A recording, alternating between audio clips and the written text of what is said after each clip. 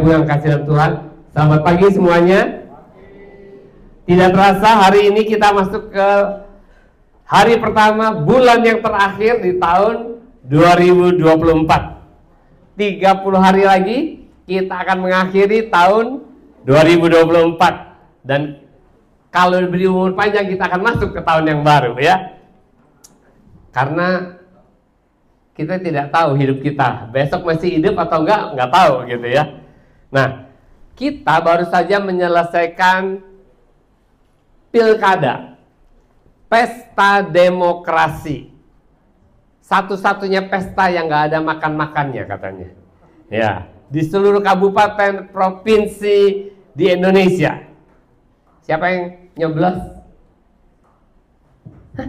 Enggak ada yang nyoblos. Ya, pertanyaan buat kita semua hari ini, bagaimana sikap kita menyongsong tahun 2025 yang akan datang, yang ada di depan kita? Dengan penuh optimis bahwa bangsa kita akan menjadi lebih baik, dan karena bangsa kita akan lebih baik, maka toleransi beragama akan lebih baik, nasib kita akan lebih baik. Atau kita jadi pesimis? Nggak tentu, karena melihat dunia ini tidak semakin baik, semuanya tambah buruk. Kemarin saya baca di sosmed, Rusia baru saja meluncurkan rudal hypersonic yang kecepatannya 2 kali kecepatan suara dari Rusia ke Ukraina. Dan satu kota dengan satu rudal, satu kota hilang. Dan gara-gara kejadian itu, semua dubes luar negeri yang ada di Ukraina keluar dari Ukraina. Dan Inggris, dia bilang kami siap perang lawan Rusia. Dan kata presenternya, dia bilang dalam 15 menit, kalau Rusia kirimkan rudal itu ke London, 15 menit, London bisa hilang dari peta dunia. Jadi mengerikan sekali ya. Kita masih bersyukur tinggal di Indonesia yang tidak jadi sasaran. Tapi mereka negara-negara adik kuasa ini, ya justru mereka yang berperang, mereka yang deg-degan semuanya. Belum lagi perang di Timur Tengah yang tidak kunjung usai, tambah lama tambah panas. Bahkan ICC mengeluarkan perintah untuk menangkap Benyamin Netanyahu dan rekannya, ya jenderalnya, karena terlibat dalam kejahatan perang. Seluruh negara Eropa diperintahkan untuk menangkap Benyamin Netanyahu. Siapa yang masih optimis menghadapi tahun 2025? Siapa yang pesimis? Siapa yang bingung? Ditanya semuanya yang jawab cuma sedikit ya. Jadi yang lain bingung enggak, optimis enggak, pesimis juga enggak. Hah? Menyimak ya. Kenapa saya tanyakan hal ini? Karena pandangan kita kepada masa depan itu sangat penting. Pandangan kita kepada masa depan itu menentukan apakah keputusan-keputusan yang kita ambil, apa yang kita akan ambil keputusannya, itu sangat penting. Sebentar ya, ini lampu tengah ini bisa ditolong dinyalain? Olive, lampu tengah nggak bisa. Oke. Dan atas dasar itulah tema kita selama bulan Desember ini adalah jangan takut. Don't be afraid. Fear not. Itu tema kita sepanjang bulan ini. Dan perlu saudara pahami, kalau Tuhan yang mengatakan jangan takut, don't be afraid, itu bukan sekedar lip service. Ya, itu bukan sekedar kata-kata untuk membesarkan hati kita. Bukan kata-kata seperti yang diucapkan oleh iklan-iklan yang isinya pepesan kosong. Tuhan punya alasan kenapa dia katakan jangan takut. Karena Tuhan itu bukan pribadi yang suka PHP. Dia tidak pernah PHP. Janjinya bisa diandalkan. Dan kebenaran firman-Nya tidak perlu kita semua ragukan.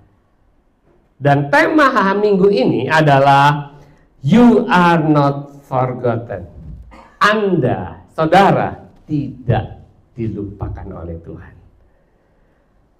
Banyak orang berpikir kalau doa-doanya sampai hari ini belum dijawab Tuhan.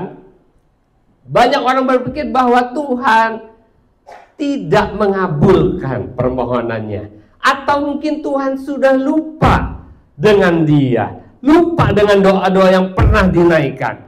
Tapi saya mau beritahu kepada saudara semua pada hari ini, semua permohonan dan doa-doa yang saudara naikkan kepada Tuhan, tidak ada satupun yang Tuhan lupakan.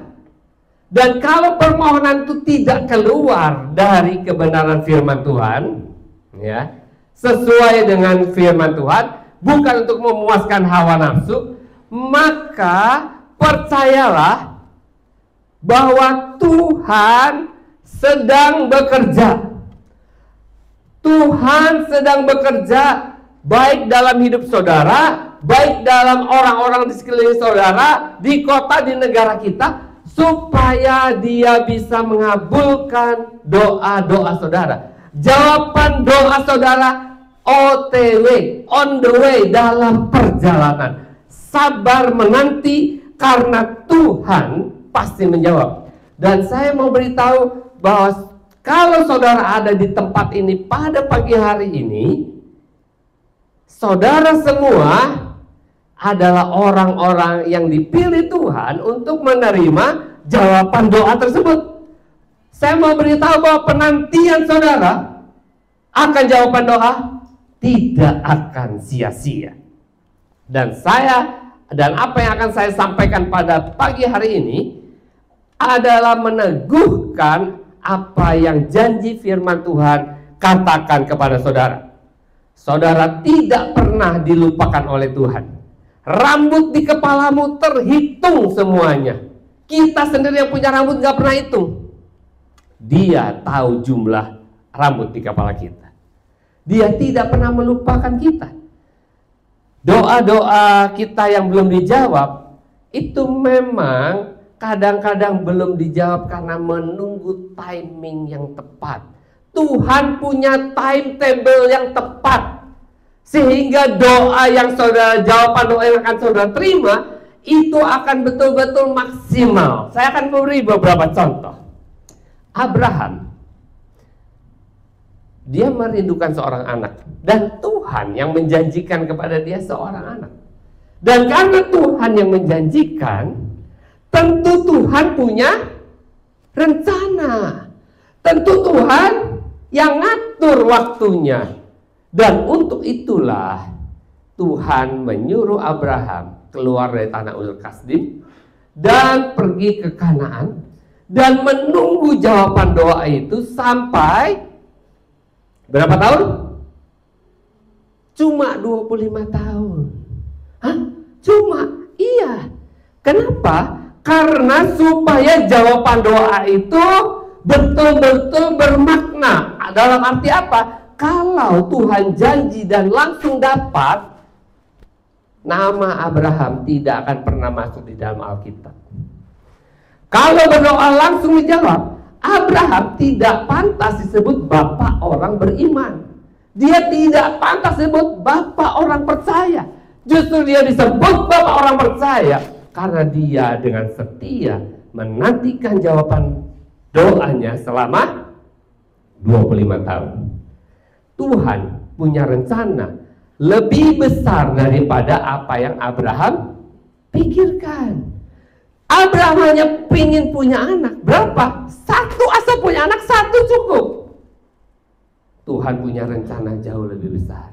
Dia bilang, kamu lihat bintang di langit, pasir di laut, aku akan berikan keturunanmu seperti bintang di langit dan pasir di laut. Saudara ingat Yusuf?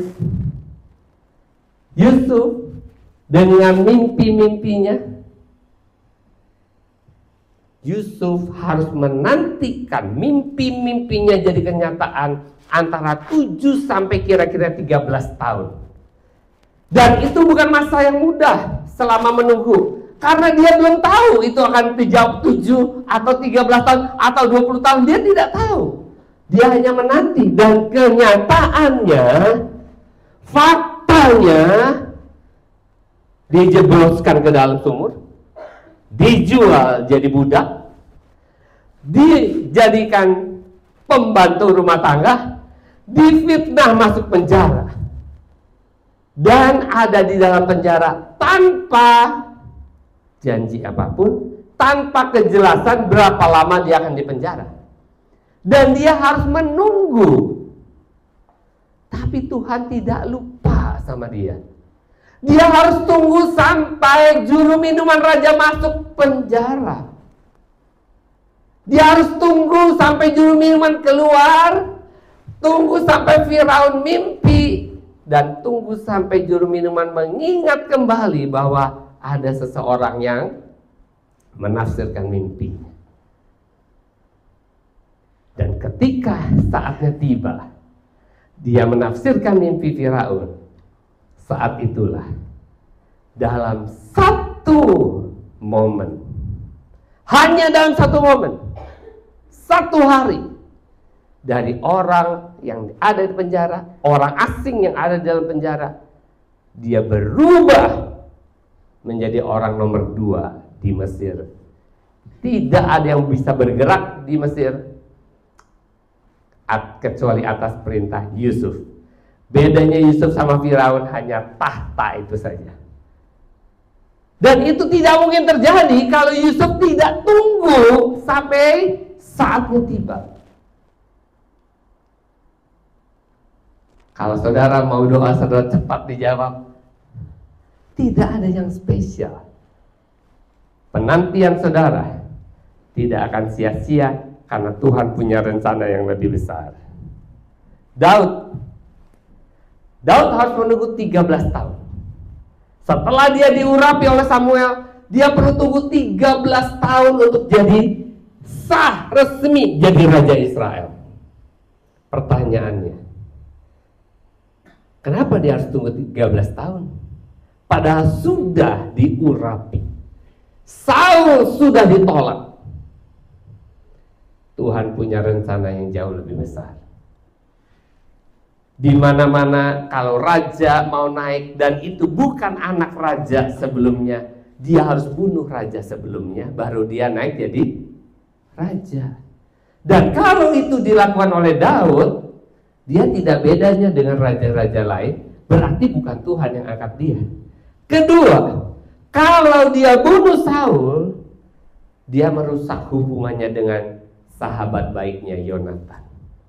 Tapi ketika dia sabar menantikan waktunya Tuhan, Tuhan tidak lupa.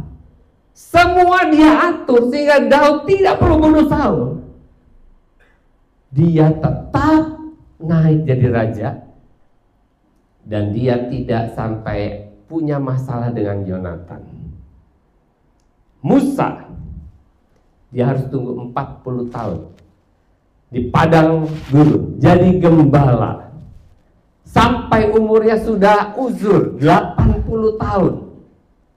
Dia harus tunggu sampai Firaun yang mengejar-ngejar dia mati.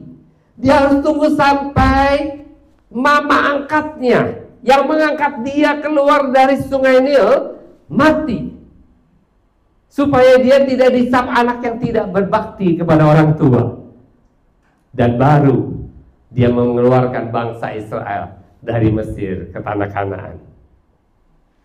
Lazarus, dia harus menunggu dalam kondisi sakit dan sampai mati 4 hari di dalam kuburan. Dia harus tunggu sampai Yesus datang dan membangkitkan dia.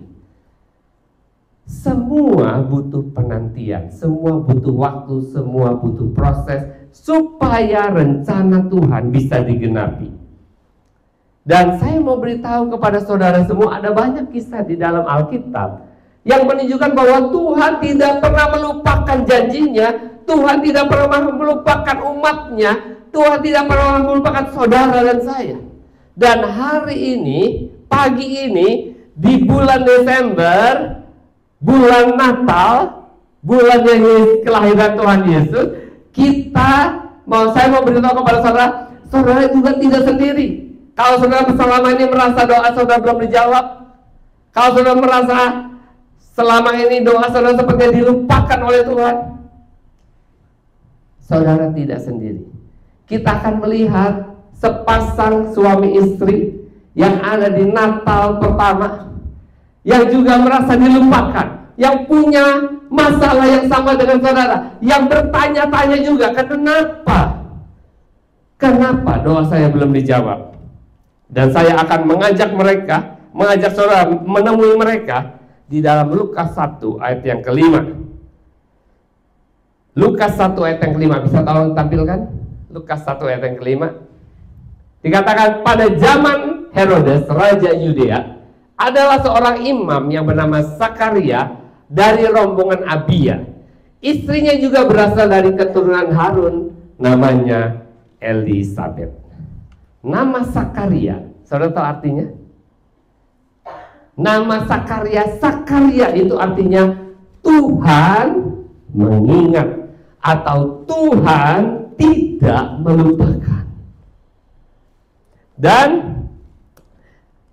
saya mau buktikan kepada saudara bahwa Tuhan itu tidak pernah melupakan. Dia bukan pribadi yang bisa lupa. Satu-satunya yang tidak bisa dilupakan, yang tidak bisa hilang itu ingatan. Ingatan tidak.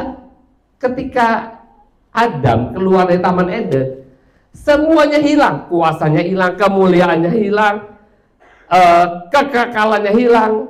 Tetapi yang tidak hilang itu ingatannya. Dan Tuhan itu tidak pernah lupa, tidak bisa lupa.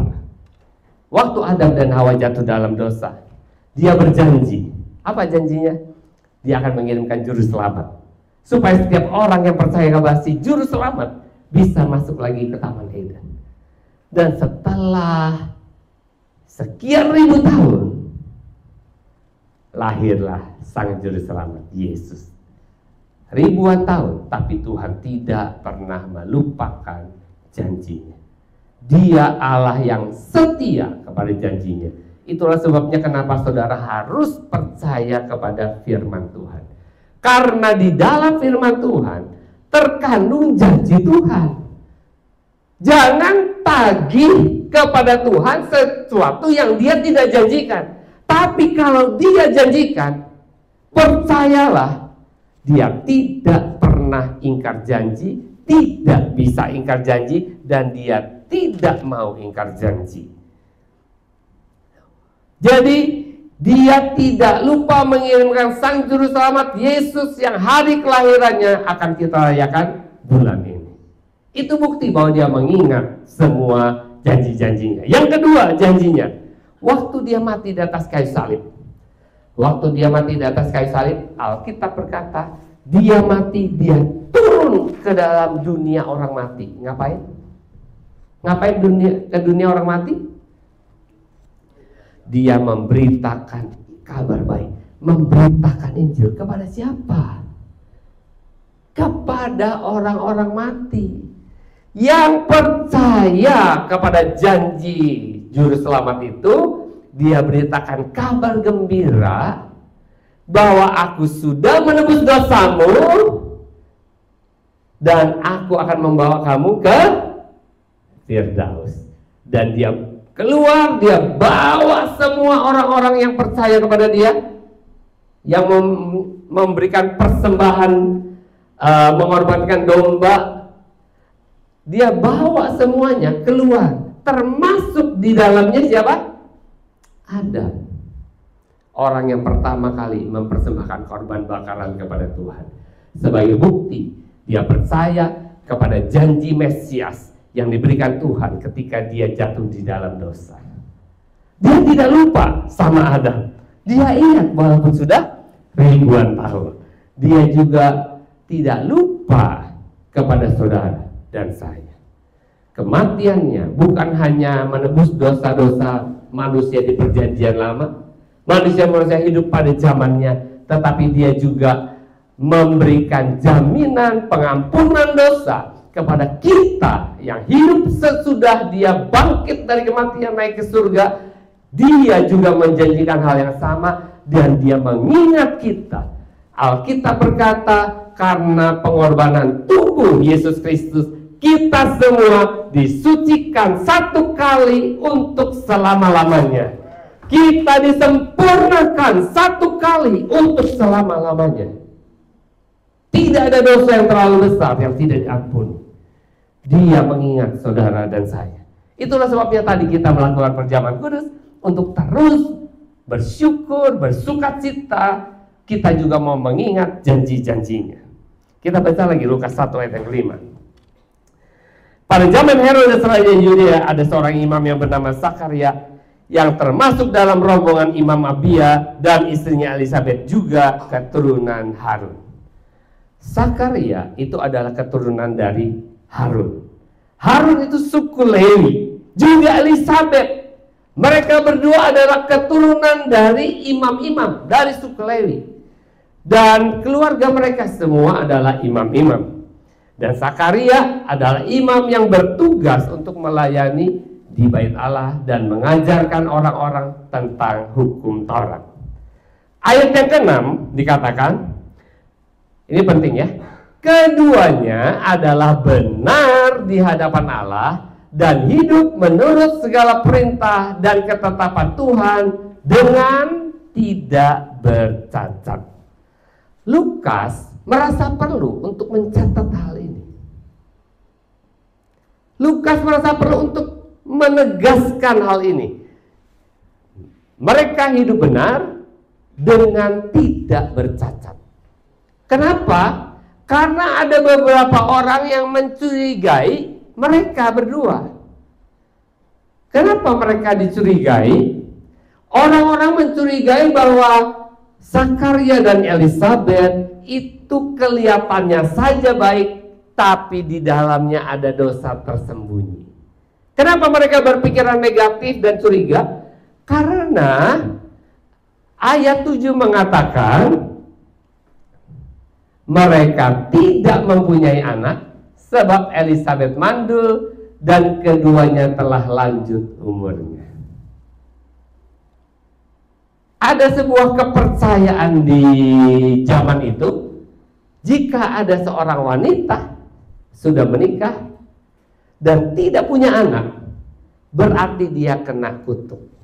Dan kalau dia kena kutuk, pasti karena ada dosa yang dia lakukan.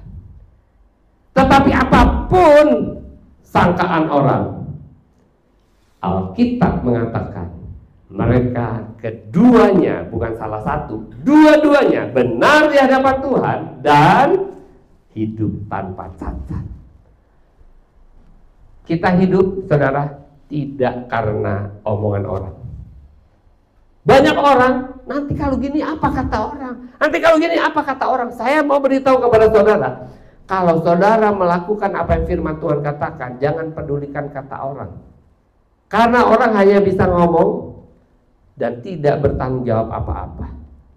Kita hidup bukan karena omongan orang. Kita hidup karena iman kepada Tuhan kita Yesus Kristus. Amin.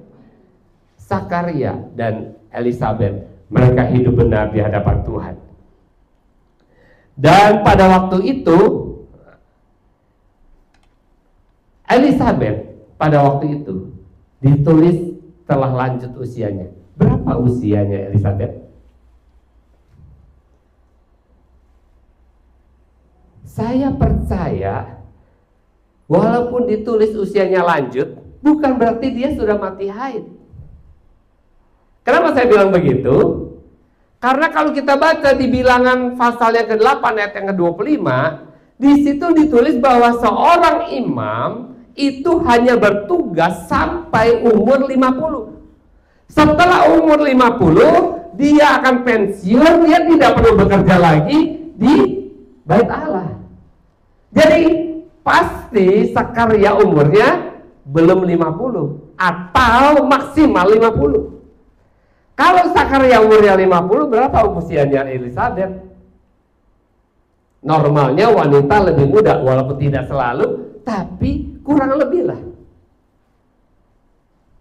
Kalau dalam bahasa Inggris dikatakan quite old, cukup tua, tapi belum lanjut usia. Tapi bahasa Inggris bilang lanjut usia.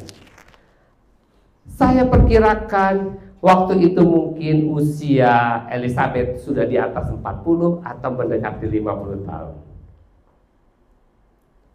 Jadi sebenarnya orang-orang tambah curiga karena usianya belum terlalu tua, tapi kenapa nggak punya anak ini? Pasti ada dosa nih, gitu.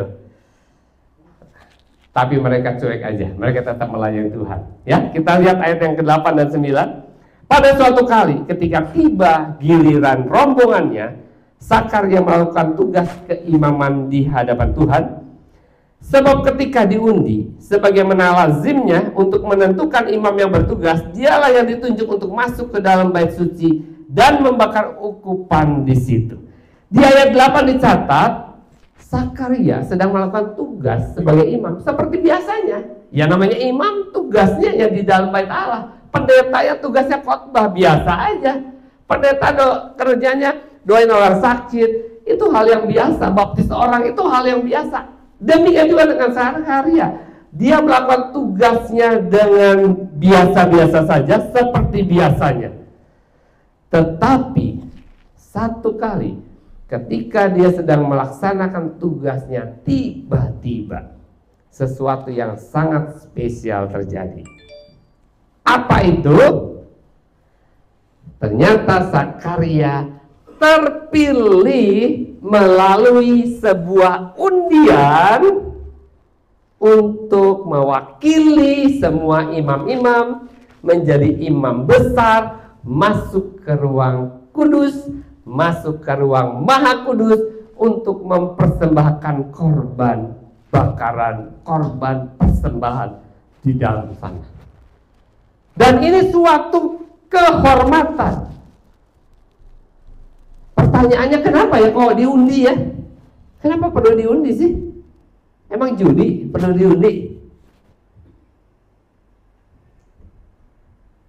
Waktu itu saudara, kira-kira ada kurang lebih 20.000 imam. Dan menurut ketetapan Daud dibagi menurut ketetapan Daud dibagi dengan menjadi 24 divisi, dan setiap divisi itu melayani 1 minggu 2 kali setahun, hanya itu. Dan karena itu perlu diundi supaya apa? Supaya yang pertama tidak ada rekayasa. Kedua, supaya tidak bersaing, karena itu sebuah kehormatan. Banyak orang bersaing, seperti sekarang banyak orang mau jadi gembala, gereja bertengkar ya, gereja berebut gitu. Nah seperti itu supaya tidak ada persaingan, diundi. Dan semua imam hanya berhak 1 kali sepanjang hidupnya, 1 kali masuk ke ruang maha kudus. Dan waktu itu sesuai dengan apa yang firman Tuhan katakan, usia Sakaria sudah tua, artinya mendekati 50 atau sudah 50. Jadi saya yakin bukan kebetulan, tetapi ini divine encounter ya, timingnya Tuhan supaya Sakaria tidak lewat umurnya. Sebelum dia pensiun, dia bisa masuk ke dalam bait Allah, ke ruang maha kudus, untuk mempersembahkan korban bakaran, minta pengampunan dosa, berdoa mohon berkat untuk bangsa Israel. Dan apa tugas Sakaria di dalam? Tugasnya cuma 2. Pagi mempersembahkan korban jam 9 pagi, nanti sore jam 3 mempersembahkan korban lagi. Udah, cuma itu aja. Ya, cuma 2. Tapi ketika dia mau menjalankan tugasnya, ini tugas pertama ya, pertama dan terakhir, karena cuma 1 kali. Ketika dia masuk ke dalam ruang maha kudus, dia kaget dan ketakutan. Kenapa? Karena tiba-tiba seorang malaikat Tuhan berdiri di sebelah kanan tabut perjanjian. Kita baca ayatnya di dalam ayat yang ke-11 dan 12. Maka tampaklah kepada Sakaria seorang malaikat Tuhan berdiri di sebelah kanan mezbah pembakaran ukupan. 12. Melihat hal itu ia terkejut dan menjadi takut. Dari responnya Sakaria kita bisa menilai bahwa dia bisa membedakan ini manusia atau malaikat. Itu pertama, ya. Dan yang kedua, saya yakin malaikat yang nampak di sana itu bukan malaikat seperti yang kita sering lihat di gambar-gambar, seperti bayi ada sayapnya terus terbang. Ya, bukan begitu. Kalau malaikat seperti itu dia mungkin akan ketawa-ketawa. Kok ada ya malaikat seperti bayi gitu? Enggak. Tapi saya yakin dia sungguh berwibawa sehingga Sakaria takut. Kenapa dia takut? Dia takut karena dua hal. Pertama, dia takut malaikat ini membawa berita yang buruk. Dia takut berita yang dibawa akan membawa malapetaka buat dia. Yang kedua, dia takut karena dia belum punya keturunan. Apa yang akan terjadi dengan hidupnya? Itu sebabnya di ayat 13 kalau kita baca, malaikat tersebut selanjutnya mengatakan maksud kedatangannya. Malaikatnya bilang, jangan takut Sakaria. Kenapa malaikat bilang jangan takut? Karena dia tahu Sakaria takut. Tetapi alasan yang dibawa oleh malaikat ini, kenapa Sakaria jangan takut, ada di kalimat sesudahnya. Sebab apa jangan takut? Sebab doamu telah dikabulkan dan Elisabet istrimu akan melahirkan seorang anak laki-laki bagimu. Jadi yang dimaksud jangan takut malaikat kepada Sakaria bukan takut sama pribadinya si malaikat. Jangan takut kepada masa depanmu karena doamu telah dikabulkan. Doa kita sudah dikabulkan. Tuhan mengingat Sakaria. Karena apa? Tuhan punya timing yang tepat. Nanti kita akan lihat ya. Jadi dia punya rencana.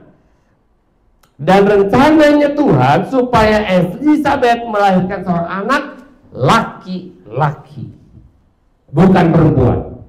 Bukan karena perempuan kurang tinggi derajatnya daripada laki-laki, bukan. Tetapi laki-laki itu membawa marga dari keluarga. Setara derajat wanita dan perempuan. Laki-laki dan pria, bukan laki-laki dan wanita, sama derajatnya ya, sama derajatnya. Jadi saudara bisa lihat di sini doa yang belum dijawab itu bukan berarti tidak dikabulkan, tapi justru Tuhan punya rencana yang lebih baik kalau diberikan pada waktu yang tepat. Kalau saudara sungguh-sungguh hidup untuk Tuhan, punya rencana yang baik, Tuhan punya rencana yang baik dan masa depan yang cerah buat saudara semua. Sabar menantikan Tuhan. Sakaria dan Elisabet bukan tidak diberi anak. Tuhan mau Sakaria dan Elisabet bukan punya anak yang sembarangan, tetapi anak yang spesial. Dia mau kasih, Tuhan mau kasih anak yang spesial, bukan anak yang biasa-biasa. Dan Alkitab berkata, nanti kalau anakmu lahir, kasih nama dia Yohanes. Apa arti Yohanes? God's grace. God's gift. Itu artinya Yohanes. Pemberian Tuhan. Pemberiannya karena kasih karunia. Itulah sebabnya dia diberi nama Yohanes. Dan kita berkata ada banyak orang akan bersuka cita karena kelahirannya. Kenapa? Ayat 15. Sebab ia akan besar di hadapan Tuhan, dan ia tidak akan minum anggur atau minuman keras, dan dia akan penuh dengan Roh Kudus mulai dari rahim ibunya. Yang pertama, Yohanes itu spesial sekali karena dia akan besar di hadapan Tuhan. Itu paling penting. Besar di hadapan manusia tetapi tidak ada apa-apanya di hadapan Tuhan, itu sia-sia. Tapi Yohanes, dia akan besar di hadapan Tuhan dan penuh dengan Roh Kudus sejak dalam kandungan ibunya. Tidak banyak orang yang penuh dengan Roh Kudus sejak dalam kandungan ibunya. Dan anak Zakaria dan Elizabeth punya misi khusus. Tuhan punya rencana. Sekali lagi, kalau Tuhan punya rencana, Dia yang menentukan waktunya, bukan kita. Tuhan yang menentukan waktunya. Yohanes Pembaptis, Yohanes anaknya Zakaria dan Elizabeth, Yohanes Pembaptis, dia yang dipilih oleh Tuhan menjadi pembuka jalan, jadi pelopor, jadi forerunner bagi kelahiran Mesias Juru Selamat. Dan yang ketiga, Yesus yang mengatakan bahwa di bawah kolong langit ini, di dunia ini, tidak ada satupun manusia yang dilahirkan oleh seorang wanita yang lebih besar daripada Yohanes. Jadi, saudara, ketika kita berdoa kepada Tuhan, percayalah Tuhan mengingat. Dan apa yang saya sampaikan ini, sejak awal tadi saya katakan, bukan untuk semua orang, buat saudara yang hadir pada pagi hari ini. Tuhan bilang, Tuhan mendengar doa saudara semua. Tuhan punya rencana untuk menjawab doa saudara dengan sangat baik. Dia punya rencana yang jauh lebih besar, lebih baik daripada apa yang kita doakan dan yang kita pikirkan. Karena Dia memberikan kepada kita apa yang belum pernah kita lihat, kita dengar, dan apa yang belum pernah timbul dalam hati kita. Semua itu disediakan Tuhan karena Dia punya rencana atas hidup kita. Dia bukan Tuhan yang bekerja tanpa rencana. Dia bekerja dengan rencana yang matang, rencana masa depan. Tapi sayangnya, Zakaria ketika dengar berita ini, ya, dia tidak bisa percaya. Bukan tidak mau percaya, karena berita yang dia dengar itu too good to be true message. Pesan yang terlalu baik buat dia. Dia tidak pernah berharap seperti itu. Dia cuma berharap yang penting punya anak, mau laki mau perempuan terserah. Yang penting nggak jadi celaan orang, tidak jadi gunjingan orang.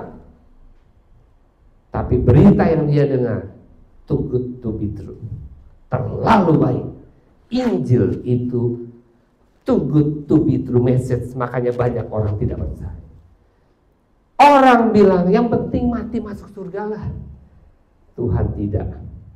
Masuk surga itu detik pertama saudara terima Yesus dalam hati, saudara langsung dapat jaminan keselamatan. Tapi rencana Tuhan bukan saudara sekedar masuk surga. Tuhan mau menggenapi rencana yang atas hidup saudara semua. Itulah sebabnya saya percaya doa-doa saudara akan dijawab pada waktunya Tuhan, karena Tuhan punya rencana besar atas hidup saudara. Apa yang belum pernah saudara pikir, belum pernah saudara dengar, belum pernah timbul dalam hatimu, saudara Tuhan punya rencana yang besar atas hidup saudara. Percaya, jangan seperti Zakaria yang tidak percaya. Dia tidak percaya. Berita itu terlalu baik buat dia, sulit buat dia untuk mempercayai.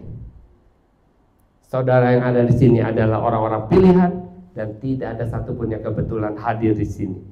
Janji Tuhan kepada Zakaria dan Elizabeth itu juga janji untuk saudara dan saya.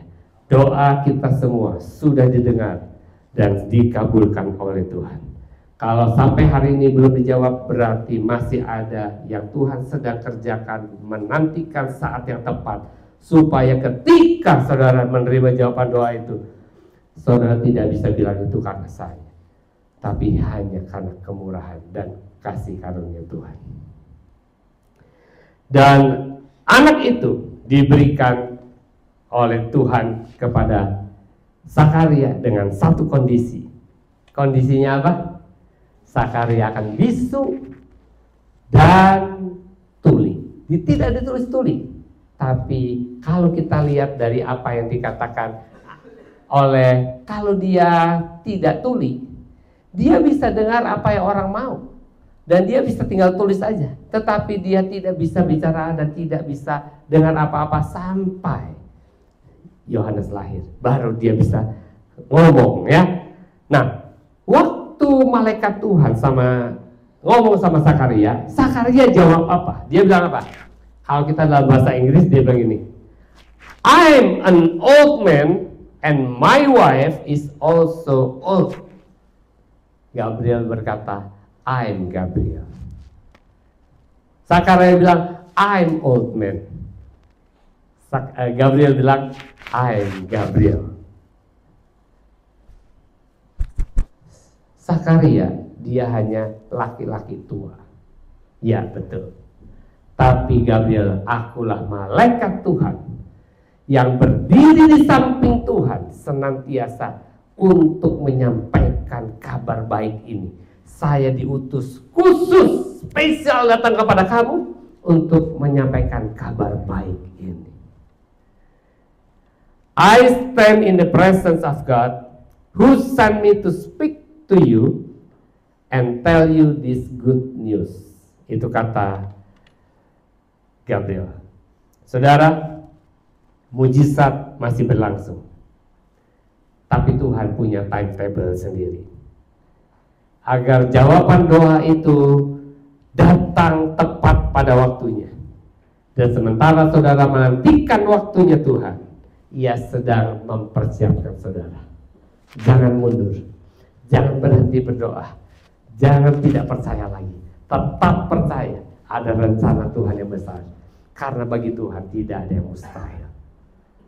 Tidak ada yang terlalu sulit buat Tuhan. Tuhan hanya menunggu waktu yang paling tepat untuk merealisasikan semua rencananya dalam hidup saudara. Amin. Mari kita datang pada Tuhan. Bapa, terima kasih.